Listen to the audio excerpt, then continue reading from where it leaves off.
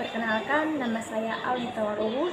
Saya dari kelas 11A di SMA Negeri 1 Pakam. Guru pembimbing yaitu Pak Agustinus Nenggolan. Nah, kali ini saya membahas terkait dalam mata pelajaran sejarah, yaitu judul besarnya peristiwa Rengas Dengklok. Selamat menyaksikan. Nah, kita akan membahas pertanyaan satu persatu. Pertanyaan pertama ialah kenapa bisa disebut sebagai peristiwa Rengas Dengklok?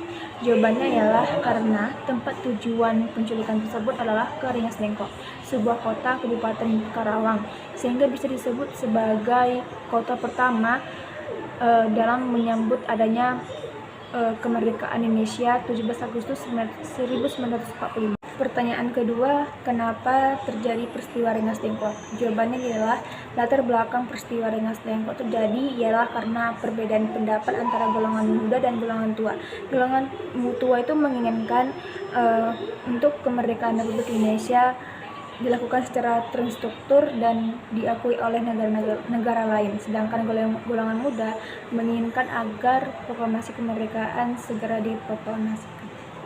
Pertanyaan ketiga yaitu kapan terjadinya peristiwa Rengas Dengklok? Jawabannya yaitu terjadinya peristiwa Rengas Dengklok pada hari Kamis 16 Agustus 1945 pukul 3 WIB, sehari sebelum melaksanakan kemerdekaan Indonesia. Pertanyaan yang keempat yaitu siapa saja golongan muda?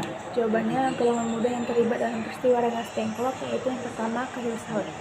Khairul Saleh perannya sebagai pemimpin di rapat tersembunyi. Yang kedua, Wikana perannya yang memiliki koneksi dengan angkatan laut Jepang sehingga kemerdekaan dapat dirumuskan.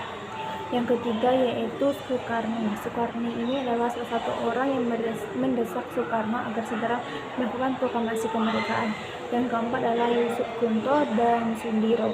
Perannya mengantarkan Soekarno ke Rengas Dengklok. Yang kelima BM Dia, yaitu perannya sebagai saksi dalam perumusan naskah kemerdekaan di kediaman Laksamana Maida.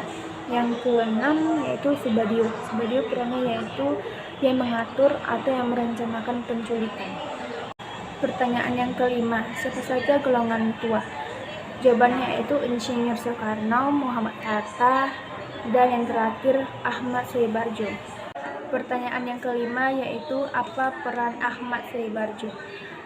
Jawabannya yaitu Ahmad Saibarjo menjabat sebagai Menteri Luar Negeri Indonesia yang pertama dan bertanggung jawab untuk menyebarkan berita proklamasi kemerdekaan Indonesia agar kemerdekaan Indonesia dapat diakui oleh dunia internasional dan menengahi pendapat antara golongan muda dan golongan tua.